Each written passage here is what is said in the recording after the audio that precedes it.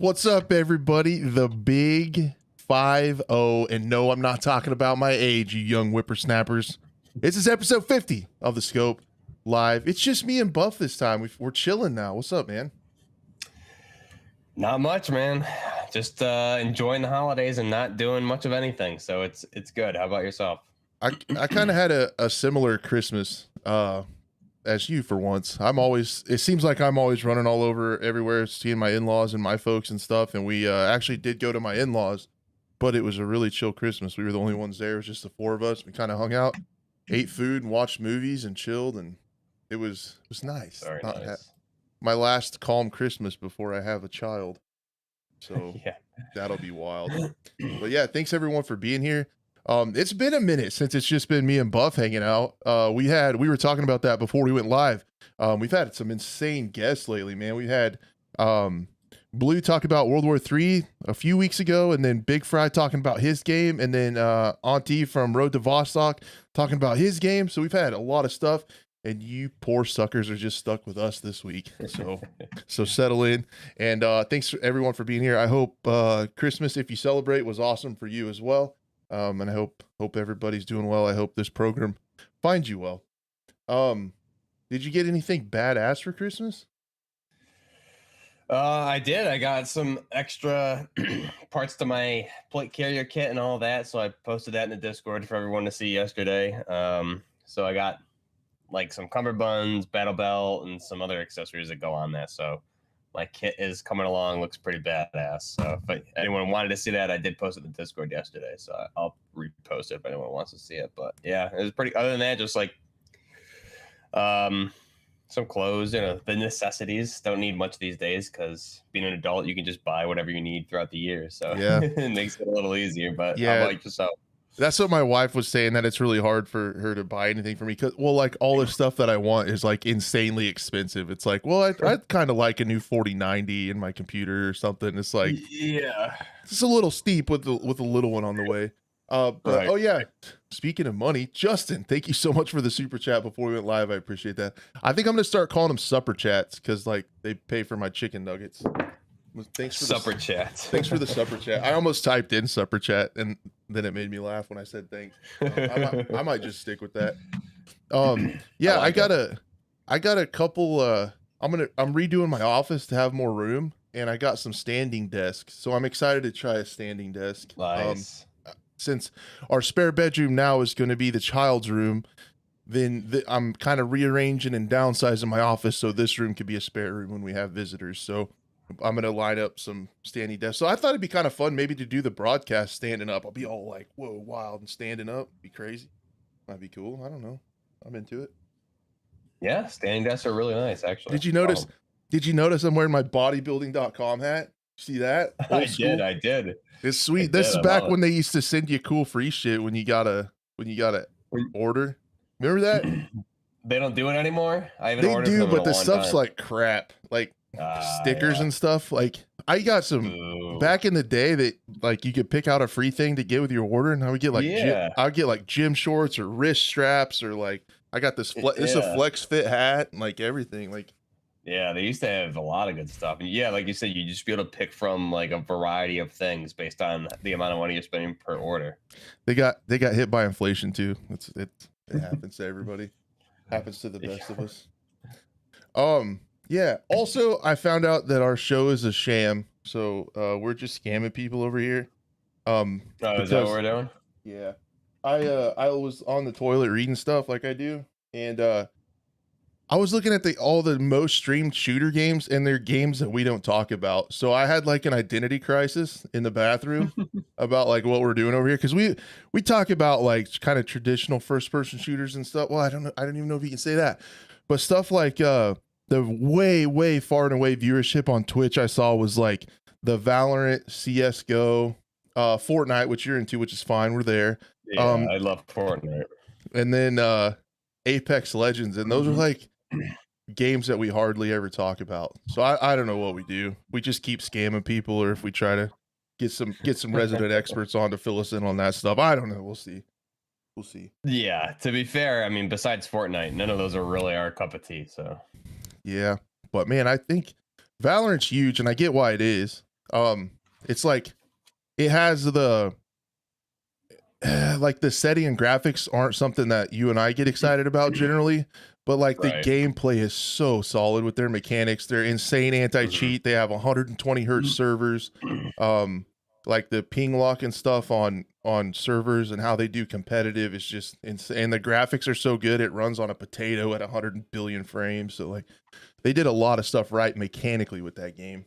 But it just I tried it and it is fun, but I don't have enough hard drive space up here because I still have like the Rainbow Six operators and stuff and what they do floating around inside. And dude, it's so complicated. Like all the operators in Valorant, they have like 3 different abilities and you can earn them and use them at different times. And then you have to buy weapons in between rounds like CSGO. And I never played CSGO very much, so I'm not used to the don't ADS and don't strafe when you shoot and, you know, control and spray and stuff like that. Right. So it feels really foreign to me and I don't have the time to like just get in there and figure it out. But also, hey, Yeah. did you get Same here.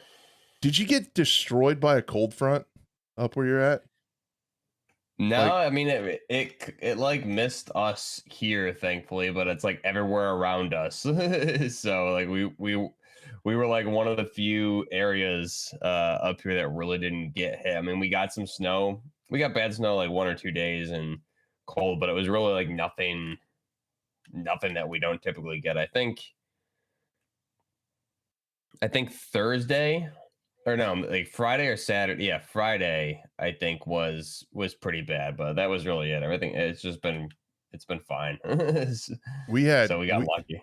We had like crazy weather. And then I'm getting sussed out by like the weather journalists, like the weather meteorologist or whatever. I'm hearing words like I've never heard before. Like my wife and I's phone went off at like 2 a.m. Like when you have a tornado warning or like an Amber Alert or something when it like freaks out. And it said a snow squall warning. SQALL snow squall. Yeah. So we had a snow squall, and then they were talking about on the weather like a flash freeze. And I'm like, man, it's cold, but I don't know. Like they're bringing out all these new words. I feel like they're starting to get a little into the headlines like the rest of the media. Maybe we gotta watch these weather folks. They're kind of embellishing things just a little bit, I feel like. But it was cold. It went from we were like 45 degrees, and then like an hour and a half later, we were like -10 real temperature and windy. So we had like we got to -40 wind chill for a little while. It was wild. Oh and my some snow. God. It was silly. Like it was silly. Like it was wild. So but it's starting to warm up now. Today it's still pretty cold, but it's like it's starting to chill out a little bit. But yeah, we were not that bad at all. -40 wind chill is some serious, serious yeah, it was stuff. a real deal. I went outside to help my wife with the horses, and I had everything covered. I had like a ninja mask on, and like a little spot on my forehead was open. And I went outside, and it instantly felt like someone was poking me right there with like a sharp object where my little piece of skin was exposed. It was so cold. And like I took everything off, and I had like a tan line, like if you're in the sun or something. Like it was just red, like from just touching the cold for a second. It was silly. A little frostbite almost, huh? Yeah, it was danger. The other thing I wanted to talk to you about before, sorry guys, I know this is a first person shooter podcast, but technically this is a podcast, we can talk about stuff.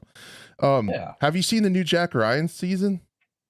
No, that's I might actually start that like after this. So I just highly recommend. Someone was saying the other day it was out, and we were talking about like optics in one of the live streams or something, and so yeah, I need to start watching. Did you finish the whole thing? No. I got the first 3 episodes down. And it starts just right. I mean, right where we left off. Like it's not a slow start or anything. It's awesome. Like it kicks right off with the action. So this and it's nice. a little eerie. Because they had to have filmed it a while ago. It's a little eerie how they're on point with what's actually happening over in Europe. Like it's like they kind of nailed it, and I don't know. It's a little sus. Is that so? Did they? When did they film it? Before what's going on there currently? I need to figure that out because I feel like they would have had to, as long as it takes them to produce things, shoot things, edit things, color things, redo audio, like all the effects and everything. Like I sure would think they would have had to start before that and even like have the story done, In writing the before that. story, yeah, exactly. But I Yeah, mean, true. Because you got, Ukraine and everything's in there, and what's going? It's, I mean, oh my god, yeah, I man. don't know. I have to. We got to do some investigative journalism and figure it out if they kind of knew something that we didn't before it went down or something. It's crazy. Yeah, It's crazy. I'm curious for sure when they started shooting and all that, because It's maybe they just did like a really quick turnaround. Amazon might be on their game, could be. just like shot it all, and like I mean they did Terminal List too. I don't know how long that took, but who knows? They could have just done it really quick over the summer or something. I'm not 100% sure, but yeah, Jack Ryan is like very on point with what's happening in the world today. So yeah, check it out. It's really cool so far. I like it a lot. Do you want to talk about video games? I guess. All right, let's do it. I Um, suppose. I guess. The first one I wanted Hmm. to talk about was Tarkov, which we haven't talked about in a long time. And I finally put it as a story on here because people have been saying Streets of Tarkov and New Wipe for like 2 months now. But it's Hmm. finally happening. They did release the .13 trailer today. It shows a lot of shots of the new AUG that's coming. And then showed underbarrel grenade launchers, which I think are going to be a big deal. Okay. They're going to be Nice. like noob tubes come to Tarkov, so I'm really excited for that. That'll be fun. And then there's a lot of stuff with Streets of Tarkov. The trailer's exciting, I think, because Streets is actually coming. It's been teased forever, what seems like, but at the same time, we've seen a lot of this already because it has been teased for so long. So it's not super crazy. Yeah. Oh, the other thing they're showing a lot of is the SR the SR1MP pistol, the Russian pistol with the full Oh auto with the yeah. like conversion on it to make it a carbine with the stock and the foregrip and all that stuff to kind of turn it into an SMG, which a full auto one of those could be pretty wild. And then at the end of the trailer it shows the guy going up into the light keeper. So the light keeper is supposedly going to be in there where you go up to the top of the lighthouse and you can see that boss. So That's pretty cool. that'll be crazy. I don't know, man. Tarkov's a weird game. What do you think of the trailer?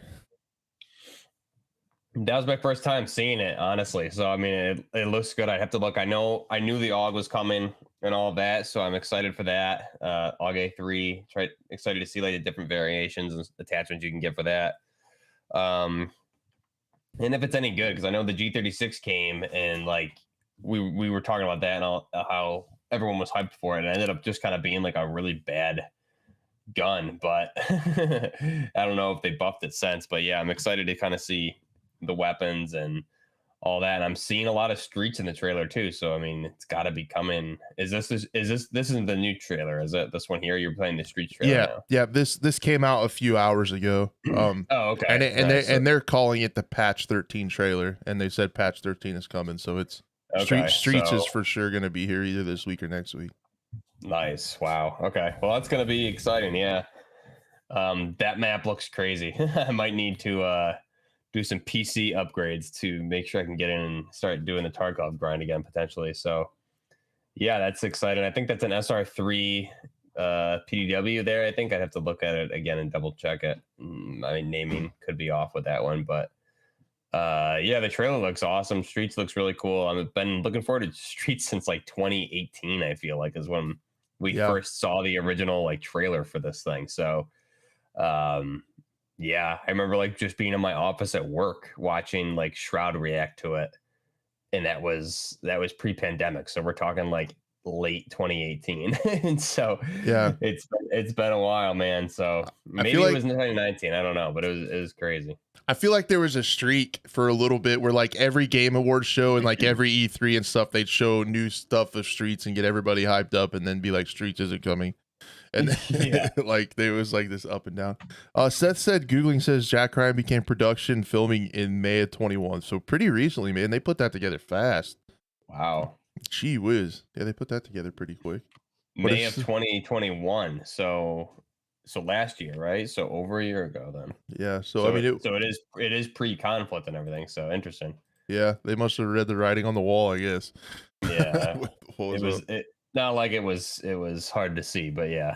True, true. They kind of did the math um on that deal. exactly, so that's good. I do see just a side, like, yeah, I'm excited for Tarkov. I'm gonna definitely watch some people play, and I'm probably gonna try and jump in and get some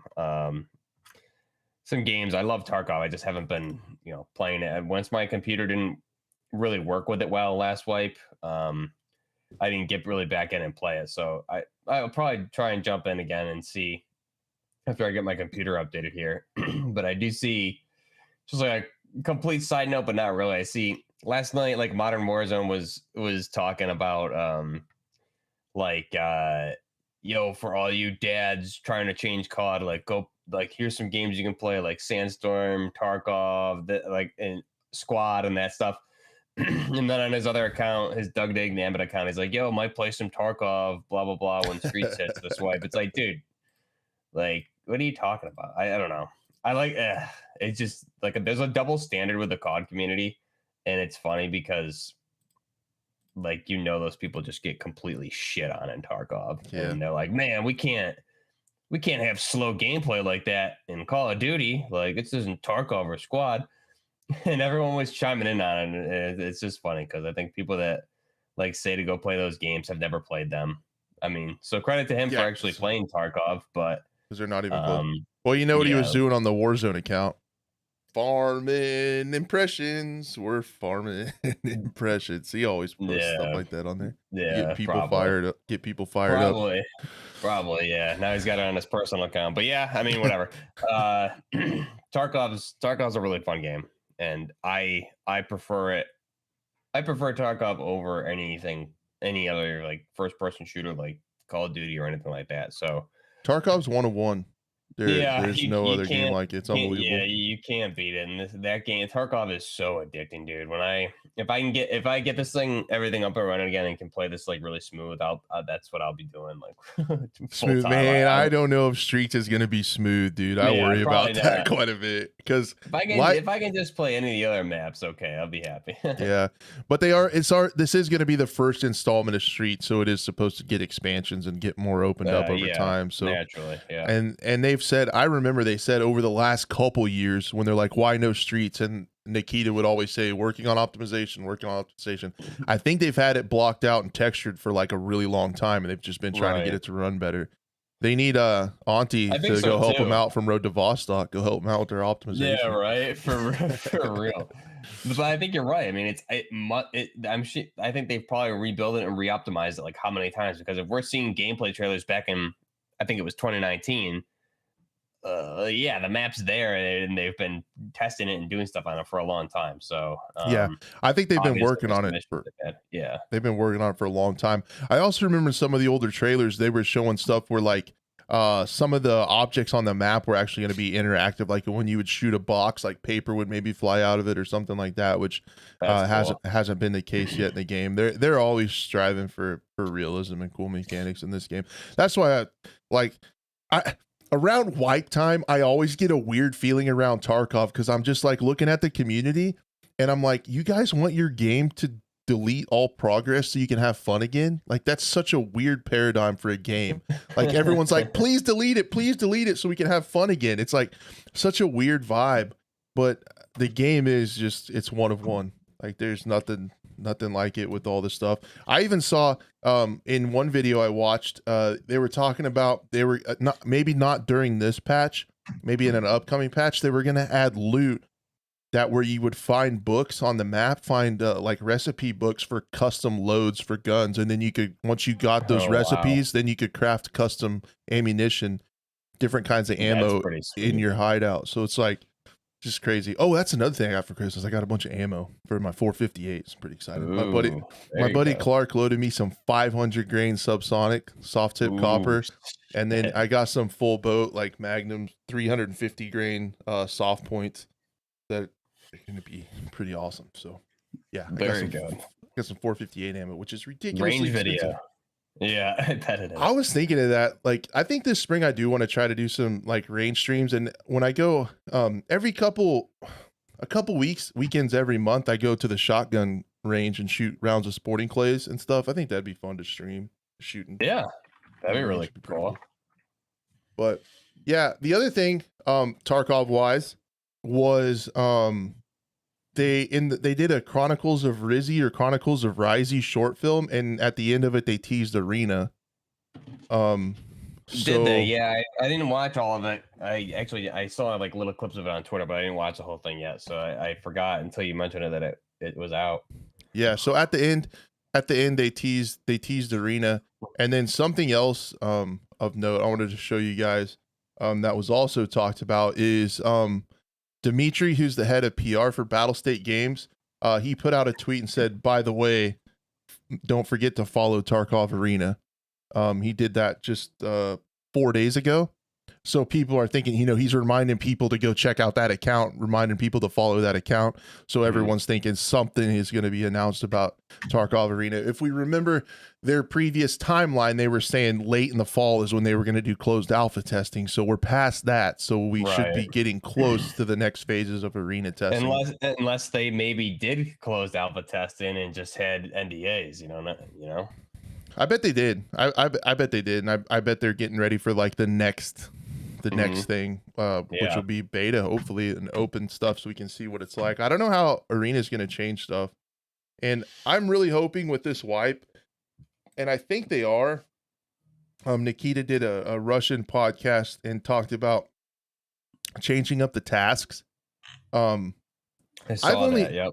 I've played like 2 or 3 wipes, and I have no desire to go get that goddamn pocket watch again from customs. Like I hate a lot of those things. Are just so tedious, and a lot of them you have to do to get the traders unlocked to get the good stuff to be able to frag. It's weird. I love the ones on woods. Like I think when they did the woods expansion, I really enjoyed doing a lot of I think it was for proper or whoever the guy was, makes you do a lot of stuff on woods there. Like I learned that map really quick just from doing this. So I mean, there's a purpose, but once you do them over and over and over again, it's definitely, you just kind of like, I don't really look. If I think about Tarkov on that, my least favorite part now is like the early wipe, I feel, but I don't know. I personally like getting my flea market and stuff up and then just kind of like gearing up and going in and playing my way, but it's still fun. Yeah. I get tilted way faster than most people when doing quests and stuff doesn't work. My buddy Hydro that is really good at Tarkov, he can grind those quests and it's no problem. But like every time, man, I'm like, why are they making me play this way? I don't want to play the game this way, but I have to do it to unlock the stuff from the traders. I was like, But no, I'm interested to see if they change the tasks. I'll probably put quite a bit more time into it. The gameplay is pretty darn good when it works, and I'm just scared of the bugs. I'm scared of the streets bugs, like what they're gonna have. But that's just part of it. Yeah, that, and then like the other thing that definitely always gets me frustrated is like for some of the ones on woods, for example, you'll complete those quests and you need to extract for it to like actually complete. So there's been times like I've done this quest like 3 or 4 times in a row and just like can't get out of the map. And that was like partially when I was learning it, I like didn't know what the hell I was doing on that map and kept running into like the landmine fields and just like blowing up. And there was other times like I thought I was going to a different spot on the map. I didn't know where the extract was, and I was like looking, and I went to one of the parts where there's the sniper, and like obviously those snipers just like dome you really quick. And then I ran into like some players and stuff like that. So it's just it would get frustrating when you like actually do it multiple times, but you don't extract, so it doesn't count. So you just got to keep going and doing it. Yeah. If you're looking at trying to get into Tarkov this wipe, I highly recommend doing your best to find a friend or somebody that's played it before that can help you out a little bit. I can't. Yeah. Did you jump into this thing on your own and like just learn it, like figure it out? Because that had to be brutal. Yeah, I mean, yeah, pretty much. So like what I did is my buddy and I, he's like, hey, there's a Christmas sale, and we had been watching the game for a while at this point. And so, yeah, I mean, like I didn't even play with him for a while. So I just jumped in and watched, like we found some good, like everything you need to know. This was like the Christmas sale 2019. So going into the early 2020, like, I think I bought it like December 23rd or something for the Christmas sale of 2019. And then yeah, I watched like the beginner's guide videos that people had out at the time, because the sale was there, and it was, you know, I don't know, it was like midwife probably at that point. So yeah, I like watched like a couple 40+ minute videos to try and like learn basics, like learn the controls and all this stuff. And then I just started doing it. I would go in solo forever. And then I was able to get like one or two guys to come in once in a while, some buddies to play with me. But yeah, I was pretty much running solo. And I actually don't mind running solo. Honestly, I feel I play better solo. When there was times where Yeah, I would get in there with like five guys and it's just freaking chaos because that it's like, hey, 100%. are you if you get engaged by another team, like the radio chatter just goes nuts, and you got everyone's just like Is so that you? Is that you? uncoordinated. Is that you? I don't know, man. What are you talking Yeah, about over there? and Like then it's and yeah. then I don't shoot somebody because I'm not sure if that's like one of the guys on our team, and then he turns around and kills me. I'm like, oh my god, blah, blah, blah, and like yeah, it's just like a mess. So whenever I play with Yep. like five people, I'm like the guy that like dies like instantly. So I prefer going in solo or at least as a duo because I feel like a solo can wreak more havoc than a team of five, honestly. Yeah, the nice part about being a solo is if it moves, you can kill it and it's fine. Yeah, So like everything's a exactly, threat. And exactly. I really like solo or duo too. Anything more Mhm. than that gets sketchy. I can rock a trio pretty good with my really good friends Hydro and Ham. Like we can rock a trio. The main trick we do is we all like the level 2 or 3 next outfit you get for bear is a short Mhm. sleeve shirt. And Yeah. so we'll rock those short sleeve shirts, and not many other people do. So we're always Mhm. like, short sleeves don't shoot, like we know like what each, Yeah, yeah. because you can see those bright white arms. It's not tactically advantageous on woods because our arms are sticking out like crazy, but so we don't Right, shoot each right. other. We operate a lot better if everybody's wearing short Mhm. sleeves. Well, yeah, it's easier to see than armbands because, like, sometimes armbands, Yeah. I mean, you're not gonna see those all the time unless you're like zoomed in or right up in someone's face. I remember that. I remember when we were pretty new and we were rocking a trio for the first time. It's like, oh, we get these armbands, perfect. That's what they're for. So we put on the cheapest ones were yellow. So it's like, all right, we bought all these cheap ass yellow armbands. You can't see those things. Yeah, not at all. I shoot Ham in the back of the head. I'm like, I got him, and Ham's like, yeah, you did. You got me. I'm like, what? You didn't have an armband. And then I walk over and look at the body, and there's the armband. It's like, yeah, those don't work like you'd think initially. Friendly fire and Tarkov's the best. Like my buddy would just be like, Test yeah, we friendships. spawn. Yeah, like sometimes you don't spawn together once in a while, or like I would spawn in a little later, or he would spawn in a little bit later, and be like, "Yeah, where are you? Okay." I'm like, "Yeah, I'm running towards you right now. I know where you are. This is me running." It's like, "Oh, there's, oh," and like just shotguns me to the face. It's like, "Oh, I got him! I got him!" I'm like, "Dude, like what the fuck?" Yeah. So it's just really funny. Yeah, every time you jump in the first time, you're gonna team kill somebody. It's just what happens. It's pretty insane, but it's just watching Tarkov, since it's such a unique game, as it progresses through the wipes and stuff, has been so interesting.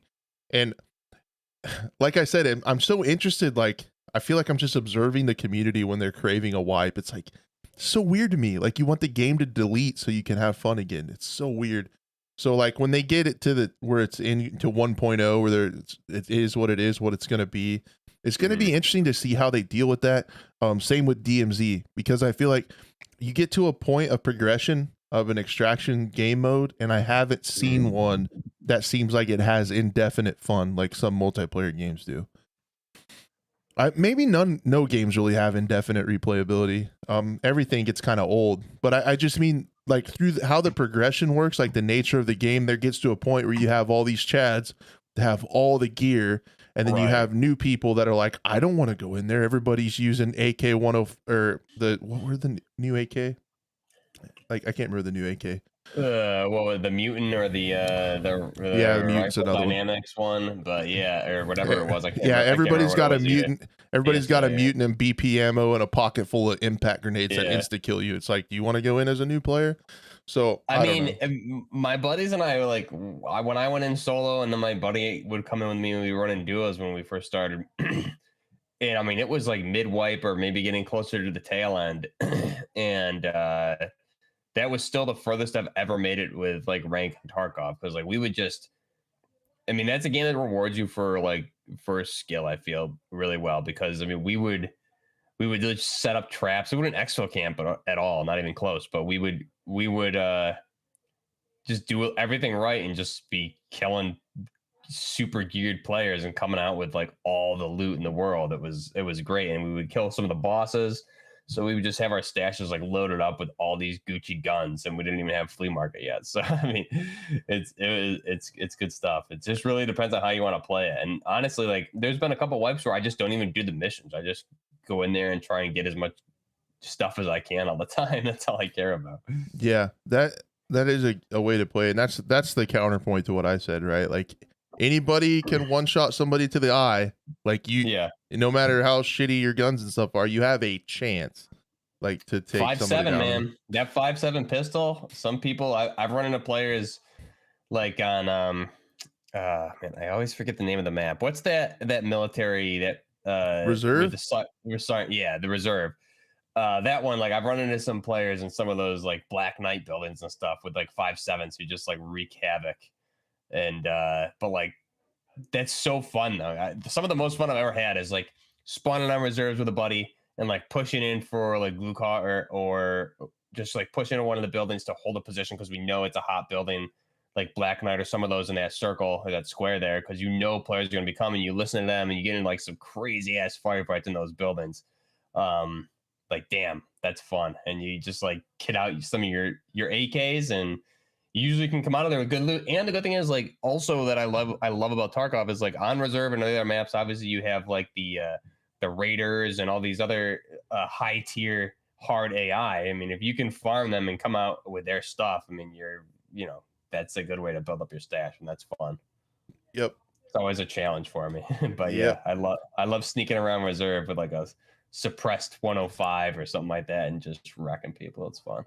We were doing one night we were doing 0 to hero where everybody would spawn in solo with a 9x18 Makarov, and that was it. Oh god, yeah. And then you had to run around, and I actually head eyes the guy with like a complete crazy Chad kit with it.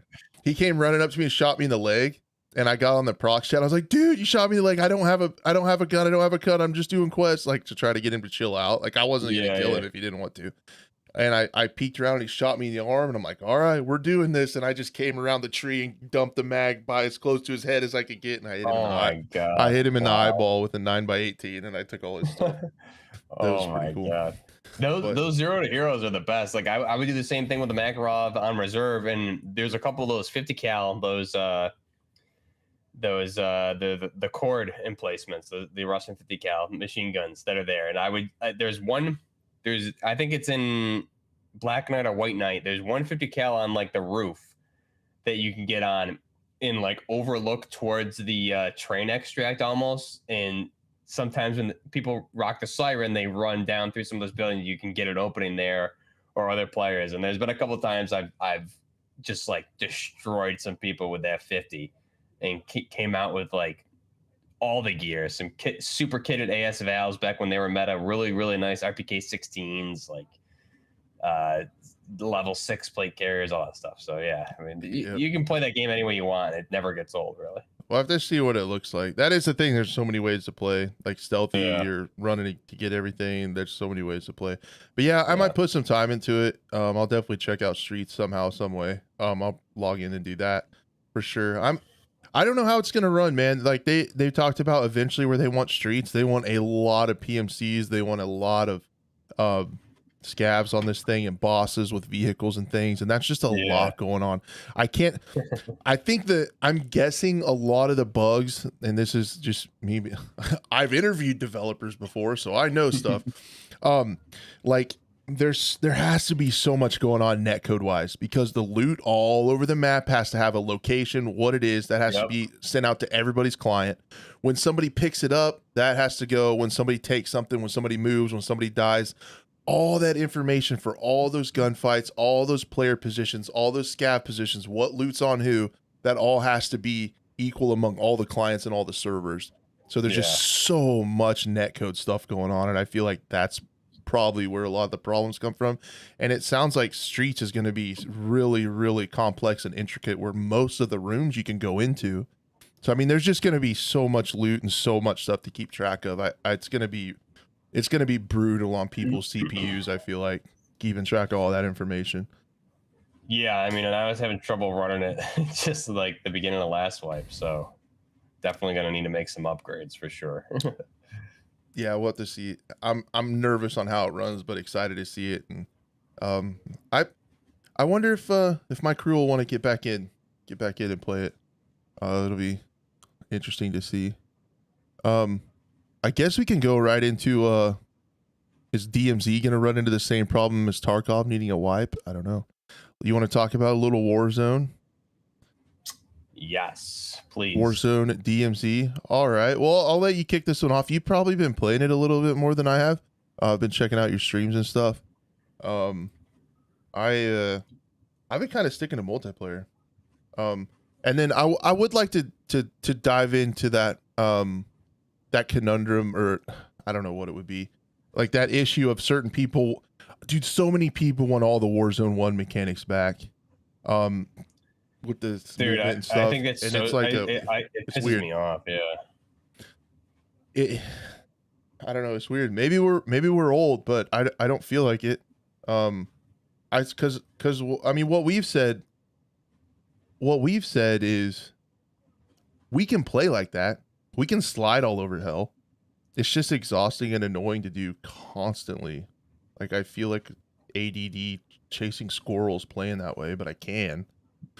So I don't know where's Warzone at and DMZ, and what have you been up to with it last week? Yeah, I mean, talking about Warzone, first off, I think I know they added like the loadouts back, and like yeah, not everyone, like I think it's the vocal minority is talking about where they want the old mechanics back. I mean, the good thing is you can still have those mechanics. Just go play the old Warzone that Raven Software ruined and turned it into like complete shit. There's a reason people don't want to go back and play that. So I think it's kind of ridiculous. Like we want all the same stuff. I don't like that. I think the game plays really well, and I think even adding the loadouts, I just think it was unnecessary. I don't know why they did it, and I haven't really noticed an issue with it because they adjust the cost, which is cool, but I don't know. I'm having some problems with the way Warzone plays. And another thing is like kind of away from the loadouts and the changes is like the hackers. I know Chase in chat is talking about it. Like, yeah, I don't know if it's just my lobbies, but I know some of the people who I'm playing with have like Chase said they got killed by some guy that was blatantly hacking, and his skin was Minotaur from Modern Warfare 2019 in Warzone 2. So, and I ran into hackers in Building 21 the other day. And just in Warzone in general, I've been running into a lot of aimbotters and people with like obvious walls too. So it's definitely getting frustrated. And then obviously when people just buying their loadouts, it kind of just it's weird. And I think I don't know. It's hard to like put it all together because I love Warzone 2. Regardless, I keep playing it because I thoroughly do enjoy it. There's definitely some issues. I don't think adding the loadouts is like a make or break thing for anybody. But I do see people get as much money, get our loadouts, and then try the kill chase thing. People try to kill chase. But the good thing is, like, kill chasing doesn't really work in the game. Like, a better player is always going to outplay that.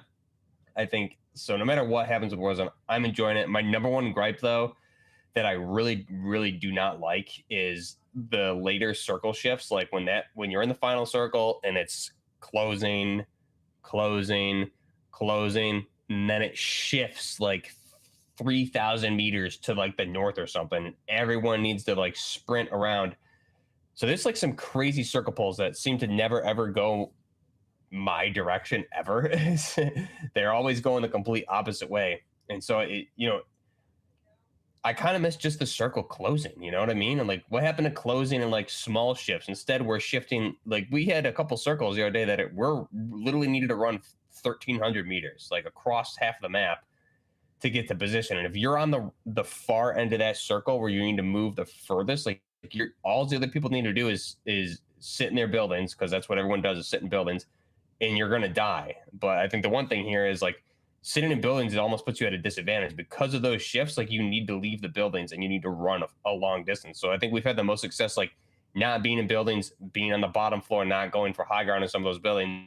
But the circle shifts near the end game, I don't mind that, but it's like every single time. Okay, guys, it shifted the complete opposite way of us. We need to run 800 to 1300 meters past like 1700 buildings where there's just teams sitting in these buildings and they're going to kill us because we have to move the furthest. So that's my most frustrating part of Warzone right now. So if we're just talking about Warzone, that's what I hate. I hate the hackers and people on Twitter talking about slide canceling, add slide canceling back.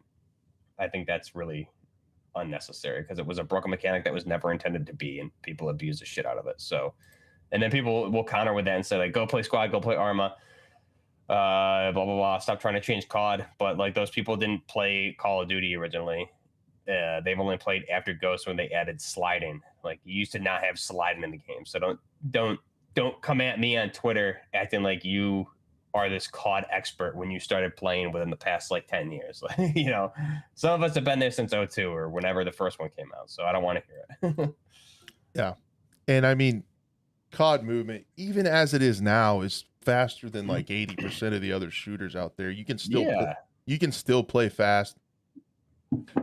People complaining about campers, I don't get it. There's so many ways to deal with them. Drill charges, cameras, recon drones, like to see them, heartbeat sensors. There's so many ways to deal with campers that I don't understand. Drill charges have been amazing. I've been still just playing the shit out of search and destroy with friends. It's been so fun. That's what I see you on. Yeah, that's what I see you on all the time. Like, and that's the thing. Like core multiplayer and like search and destroy. Like I think those play perfect for me. It plays really well. The thing it's suffering from is all of the other content. I get it now. This is the first COD I've been into the multiplayer since 2019. And even then I wasn't that crazy into it, and I probably played more Warzone when that came out. But as someone who's really enjoying multiplayer right now with search and destroy, and they added cyber attack and hostage mode, like those tactical games, this game, the feel and play is perfect for that. And I've been really enjoying it. I'm feeling that when people are talking about it's killing multiplayer because they're doing all this content for DMZ, which is great, and they're doing the content for Warzone and stuff. There's only been 2 new maps, and only one of them is in search. So, and it's Shipment that we played a bunch in 2019, or not Shipment, Shoot House that we played a bunch in 2019. So it's like at this point for people playing multiplayer, we need some effing maps, dude. Like it's starting to get stale. There's still this COD has some of the sketchiest netcode too in a long time. And even in multiplayer, there's some weird shit going on with netcode. I know Jack Braggs did that video about random damage, and there's rumors and everybody instantly thinks it's skill based damage. I don't know about that. That would be a hard sell for me. I think let's just think about the coding behind skill based damage for like real time algorithm. Yeah, the algorithms would be fucking insane. No way they're going through that trouble right now. No, I think it's just shit netcode. You'll have it feels really like packet loss and buffer bloat, where like you'll shoot somebody and you'll be like, am I shooting this person? And then all your bullets will hit and they're dead. Or vice versa. Someone will shoot at you, you'll get into a gunfight and your bullets will kind of quit counting, and then one of you's dead. It's like a coin flip. So like just it's netcode. It's a netcode problem. I don't think it's intentionally in the game. That's pretty wild. That's a little too far for me to go right now. I'm not saying it's not possible. There's some, like I've said a lot of times, there's some weird ass algorithm patents that Activision has to keep people playing the game. So I'm personally, I just feel like based on experience and what's going on with the game and how they are with development, it's got to be a netcode problem. I still see it in Warzone a lot too. I had a bug that we played Mini Royale, me and Walt and Boone, and had a lot of fun. We got several wins in Mini Royale, and it does have the original circle where at the end it just shrinks. Like you get to the last circle and then it shrinks. So that was, and I didn't think about it until you mentioned it. That was nice to play that way again. Yeah. And we got several wins there, but we had a game where we got second place. I lost to 1v1, and I'm not saying this is why, but I couldn't plate. I had 3 plates. I had 6 more plates in my backpack. I was spamming my Q key, and it wouldn't put plates in. Yeah. So I had to take I've had that too. Yeah. So I had to take the last fight with no plates, and you know how that went. Like when they have 3 and I have none. So like that was frustrating. But and those damage issues, I think, are they're pretty, like, we're seeing those a lot in Warzone too. I know, like when we play like sometimes people you're shooting take a million bullets. Sometimes they take like a few bullets, and sometimes you'll die instantly. Sometimes you'll take a lot of damage. So it really is. Wow, it looks like I'm lagging really, really bad on my Yeah, it's side. been kind of going up and down. I'm not sure why. I quit playing a video to see if it was on my end. That's why I quit. Yeah, I'm not I, sure. It shouldn't be my internet, so I don't know what's going on. But regardless, hopefully my audio is not the breaking audio's up still coming despite through good. Yep. Okay, okay, good.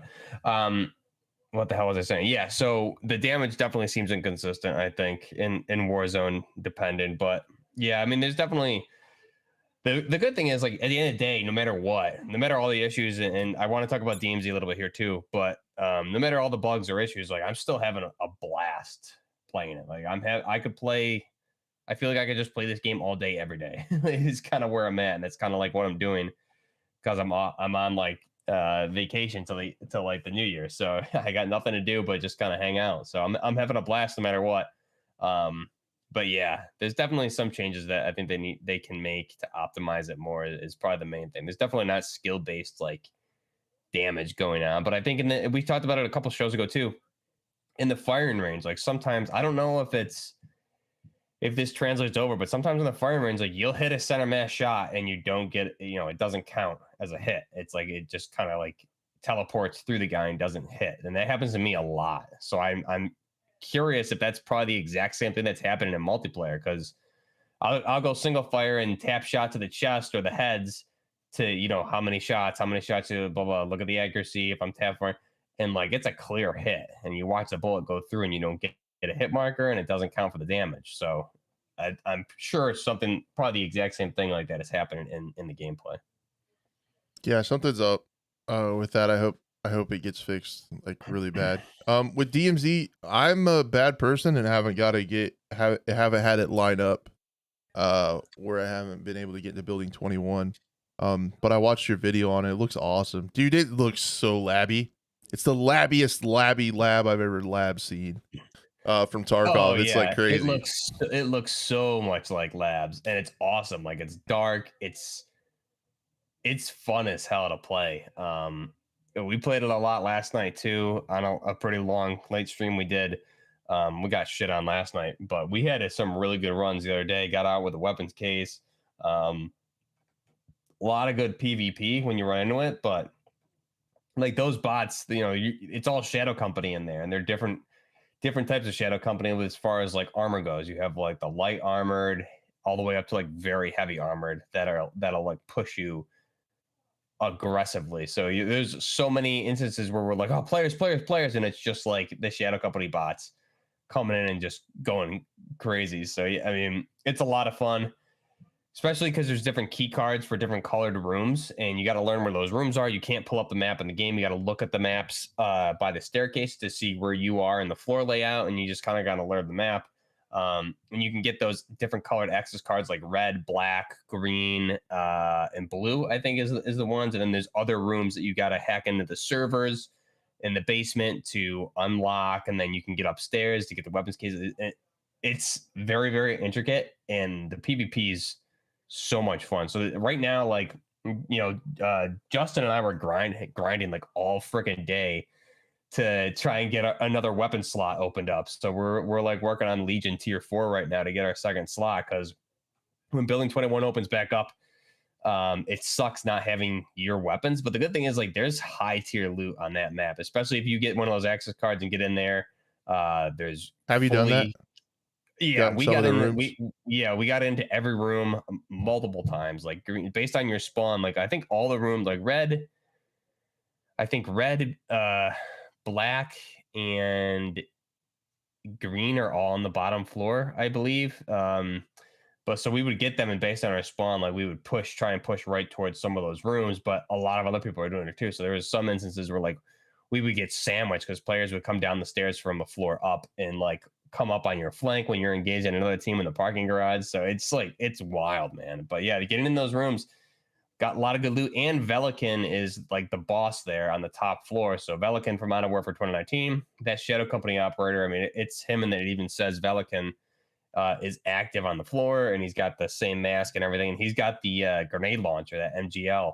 So he pushes you hard and like messes people's shit up, and then you have a wheel set on the top floor rolling around too. So I Jeez. mean, it's not easy, man. It is hard, and it's very. It gives me like heavy Tarkov vibes, especially when you just are rolling around and you run into like you can tell when you run into a geared player because you can see the big ass backpack and you're like, oh shit, shit. Yeah. It's a it's a Chad player essentially. That's similar to Tarkov. We got a thick boy. Yeah, We got a thick, yeah, juicy boy. yeah, Yep. just thick as hell, yeah. And but the PvP is amazing, and even if you don't run into players, I mean, it's fun and it can be pretty hard to like get out of there. Honestly, there's especially we've been trying to get out sometimes. Sometimes we didn't even run into players, and it's just like the longer you stay in, the higher the security like escalates there. So they bring in more and more AI. So we had a lot of trouble last night specifically. We were just getting harassed heavy by the shadow company like over and over, and we couldn't get out a couple of those times. I think we missed an elevator. So you gotta when it's time to get out, you gotta get out quick, and it's not easy because other people can push into that elevator. It's wild. It's a lot of fun. There's a lot of replay value there, and they took it offline this morning, and I think it's going to come back. It was like 90 hours on the counter, so probably mid to the end of the week because that counter wasn't 100% accurate last week. They put it live like 12 or 15 hours early, so it'll be back up this week. So getting the key card is pretty easy though. Like once you get one, I never lost it. I kept it in my like key stash and it just let us keep going in. So I don't know if that's Oh, I hope it bugged or if stays that's like that. yeah, I don't know if it was bugged or that's the intent. But I mean, when we needed to get gear, we would go into El Mazra really quick and like get stuff and get keys from the supply drops, and then you can even, I mean, you can zero to hero that honestly, just bring in like a easy weapon because the bots have a lot of weapons, and if you can, there's usually 2 plate carriers there. You can find medium backpacks, and especially if you get one of those colored key cards, which you can find them on Al Mazra, and you know where those rooms are. Like you're gonna get 3 plate carriers, ammo boxes. You're gonna get a lot of goodies. So we went in a couple times with like after we just died and didn't have plate carriers, no selves, nothing. Just brought in like a basic SMG and we did fine. So Yeah, you guys need to take me in there, carry me. I wanna check it out. I haven't. It hasn't worked out on my schedule yet. That's it's hard, man. It's not easy, but it's fun. It's kind of cool that it is limited time. I saw some people getting mad about it. Like not able to play it and stuff. When it was It's live, it good, didn't line up with though. their schedule. Yeah, it's cool. It makes it a little Yeah. bit more special. Like it makes it Yeah, a little bit cooler. this went up when they accessed it for the first time the other week. Like since then, I've just been like addicted to DMZ. So now that it's not there, I mean, I was still playing all day. Working on my missions to get those other slots open up. So I mean, it's plus there's something really different. I think the firefights in DMZ are very very different than Warzone because you're engaging heavily with AI the whole time, so you don't really expect to run into players, and when you do, it's even I mean specifically on Almanzar, when you do, you're like, oh shit, like players, and when you run into players on Building 21, it's like your heart might explode. Is like how you get like that. Not quite as crazy as you get like with Tarkov, where like your heart's pounded and you're like sweating and freaking out, but it was pretty close those first few times. So it's a lot of fun, and it just makes me want to play more DMZ because I know Building 21 is going to come back, and I just want to grind DMZ right now. That's all I want to do. I need to try it because I was getting a little bit bored of DMZ just a little bit because I felt like it was kind of there wasn't a lot of I don't know why I kind of started to get a little bored of it going in and doing the tasks and the missions and stuff. What tier of your missions are you on? Oh, I'm on like I think I have everything tier 3 almost done. Nice. Okay. So I'm not that far from getting the next slot open, but at the same time, I was like, I was doing just fine with the RPKs that you get from the AI. Like I wasn't too worried about. Yeah. Because you can still kill players with those, for sure. Yeah, but you can. I've just been having so dang much fun in S&D because Just playing it with I see friends, that, yeah. like we always have 4 of us, and it gets kind of sweaty and competitive, and just talking shit to the other team, because they're always a bunch of edge lords just wanting to say, you know, N words and slurs and stuff all the time, and then you just hit them with some You like guys are facts just or wrecking them. some half-ass intelligent trash talk, and they don't know what to do, and then you just beat them, and it's so fun. No, I mean, I'm that's what just happens when people are watching TikTok all day. They don't know how to like respond to anything. kind of true, dude. TikTok is a trash place to be. I don't know, man. Yeah. I got rid of that app and everything. I haven't posted there in a long time either. I was thinking about, because you mentioned something. I was like, man, do I like? And other people have mentioned like, yo, you should do like some quick conversion stuff on TikTok.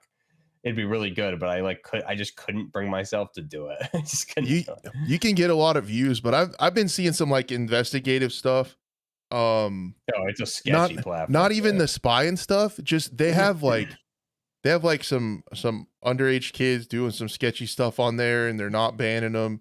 And then it's on top, like stuff that I've experienced myself, is so much content on there is ripped from other creators.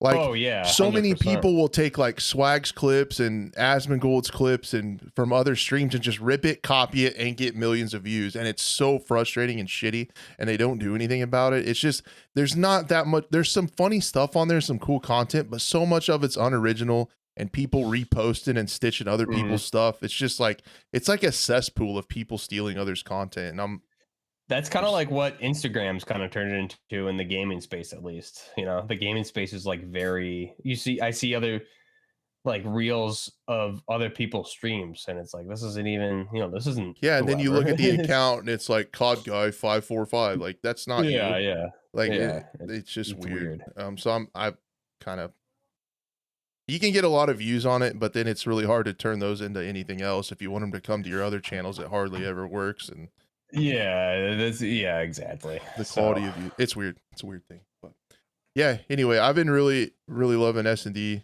streaming that, and Warzone. Mini Royale was really fun. I need to get back into DMZ. I was hitting it pretty hard there for a little while. I'm like, I can play it like, and I haven't hit DMZ, so that might get the bug going again. I'm good for like 2 or 3 raids, like with me and a couple of my friends, like 2 or 3 raids. And then I'm kind of like, okay, I'm ready to go do something else. And I don't, maybe I'm just I don't know. Maybe I'm just a diva. Am I I don't know. I gotta ask you. Well, first off, I see the gameplay in the background. You're running that OKP7 optic on that AK-103, which I love, and I need to unlock that because It makes looks people really mad. clean. It looks clean on there, and I was playing with it in private, so I was like, man, I need to unlock this because it's a beautiful optic.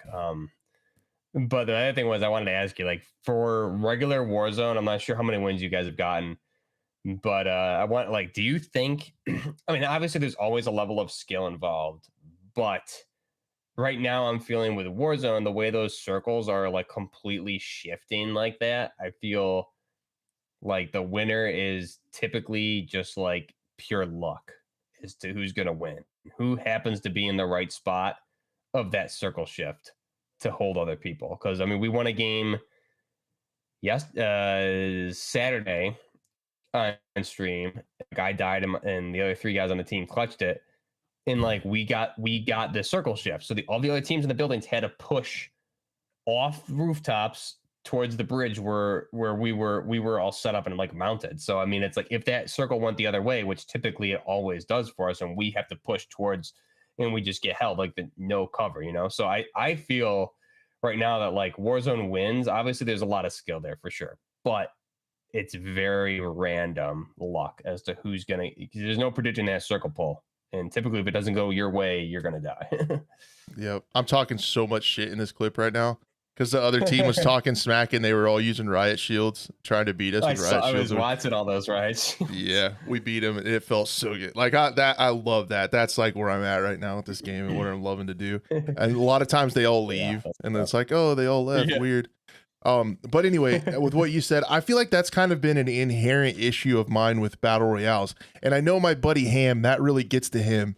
When a lot of it is random. You get hit with a lot of random stuff in BRs. You can play it well. You can take, and that's part of the fun is adapting to what it gives you, right? Like, and that's the replayability because you don't know how that shit's gonna line up. You don't know what guns you're gonna find. You don't know where the circle's gonna pull or whatever. But I get it, man. That's one of the biggest downers of a BR is when you've played really well. Maybe you got a lot of kills, you made some really good rotates, and then that last circle, it pulls you like up a hill and somebody can just sit on top in like a building and just murder you. And there's nothing you can do about it. I get that. But it's not even just like up a hill. It's like you got to go up a hill and 1,300 more meters, you know. Yeah, those really far circle pulls. I know what you're talking about. It's been a couple times and it happens towards the end. There's like 5 or 6 other teams left. And then it's like, holy shit, we got to go across the map. And like, and you always get caught out in the open. Like, yeah, I don't know. I don't know. I feel they did change it to where they added a little bit more variety where they don't split all the time. I think they lowered the chances for the circle to split. Yeah, for the 3 split, but I honestly prefer the 3 split because by the time that you get to that final circle, you know, that's typically the shift is the 3 circles shift into the 1, and then you don't really see. Typically, I think if I'm remembering correctly, because I haven't seen a three circle split in a long time, but that last circle after the 3 split typically like only closes and shifts a little bit. These single circles are the ones that are shifting like super far, and it just is super random. You just got to be on the right end of the circle, and you'll have a better chance to win the game. So many times we're like, okay, we got to do a hard right all the way around and try and circle around. And by the time we get there, teams that were already on the other end of the circle had to move a lot less distance, and they were already in these buildings camping the rooftops as we're pushing through an open area. So yeah, I did know. I know what you're talking about. Hopefully they change that. I guess them changing the percentage of split circles has shown that they are willing to change that mechanic. So maybe they'll figure out that it needs balance. They might, but I thought the split circles closing in like that were better. I thought that ended up being a better gameplay experience than just these crazy. It was cool because it was new. I don't think I can say one way or the other. I haven't played it enough. I probably have like 4 or 5 wins, and then when we played Mini Royale, we got like 5 wins that night. Like that, we were winning a lot on Mini Royale. Yeah, it just doesn't take as much time to get down to the final. Right. Yeah. So we'll see what they do with that. But yeah, I mean, DMZ is kind of my thing right now. I'm loving DMZ, having a blast. Justin and I were doing like finishing up some of the tier 3 missions and getting into tier 4 today, and like, you know, just like a lot of fun, especially just running into players and like, oh shit, you know, we're doing this mission, but like these are some players. Do we engage? Do we not engage? You know, just so there's like a good variety of gameplay there. You can either like get in, do your stuff, get out, or you end up running into like some crazy firefights, which you're like, holy shit, that was at the end when you get out, you're like, wow, that was freaking nuts. So it's a lot of fun. I'm like a crackhead with DMZ right now, kind of like you are with Search. So that's cool. Yeah, I need to get that way. Man, there's a lot of really people having good luck with DMZ content on YouTube too, though. I think there's a lot of people that are enjoying DMZ. And yeah, I think I'm gonna start like doing a little bit more with that, because now that I'm getting the hang of it, I mean, damn, it is. Man, I thought I had such a badass idea for DMZ content where I was gonna do my key series, like go unlock random rooms and show people what's inside of them. I thought that would be like a really cool idea for a video series, and my first one just absolutely shit the bed. Maybe I need to try another one, but I think I was thinking about that too, and I was thinking about your video because I watched that video. I was like, shit, this was like very helpful because this is exactly what I need. You know, this is what I needed to know, and you had it all there. I think the thing is, not everyone's playing, especially when this whole thing launched with season 1. Everyone's playing Warzone first. Then you have things like Building 21 and different things that are happening within DMZ, and people are going to start to play it more. And then down the road, people are going to be like, oh, I like this, blah, blah, I need this key. You know, how the hell do I do this? I'm at that point now. Like, I'll YouTube it and like, how do I, blah, blah, blah, and like, oh, this is where it is. Okay, cool. So I feel like that's like it's like something that doesn't pay off right away. You know what I mean? It's you're playing the long game, because maybe I need to do a couple whenever more. someone gets that. Yeah, it's like I feel like that's something that you get more over time. I thought it was a cool video because it would like show you like, is this key worth keeping or not? So because then you know what's behind that door and the loot's not good. Like I watched Crash's video and the loot wasn't that good, or if you find this key, Yeah. like there's good shit in there. Like it would kind And of like tell people. what do I hang on to that key because when do I need that key for a mission? You know, like there's a couple keys that like I destroyed or like didn't keep, and Yeah, then I like, did oh that too. fuck, I needed it for a mission. Shit, now I can't find it. You know what I mean? Yep. Yeah. So I thought that would be And a there's cool series, and maybe it just needs yeah, more episodes. I don't know, but we'll see.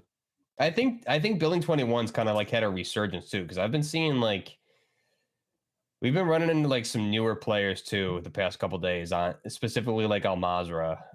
Justin and I ran into like some guys that really didn't know what the hell they were doing today, and I mean, it's just it's just a lot of fun, dude. Those firefights are just a lot of fun. We were doing a mission where we needed the sock and MGs, 150 round belts, Yep. in a Shoot down the choppers. bipod. Yeah, and like we were over at airport and we had incendiary rounds and we had our stuff kitted out and like we just ran into teams and we had some crazy firefights that we came out on top of.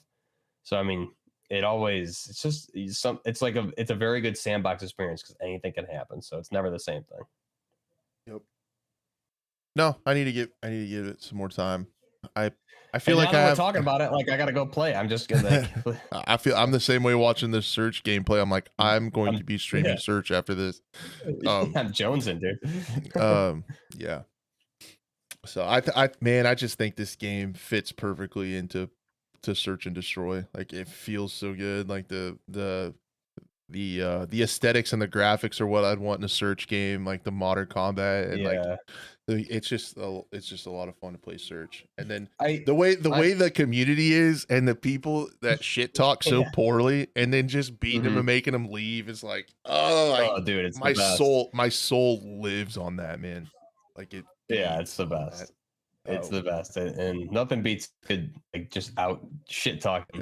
yeah, and it's like you just got destroyed by a Yeah. 35-year-old. Like you're trash. I love it. I love it. I get it. I get it too. That's the best. I know we have other topics, guys. So like really quick, I just wanted to mention this. I know as we were leading up to the release of the game, we were talking about like DMZ and all the leaks for that, and comparing to Tarkov, and how we were curious. You know, is this going to be a limited HUD? And there was things in the game files like inspects to look at like limited HUD, and remember like the same type of inspect for Tarkov where you had to take it out and do the inspect to see like your round count, things like that.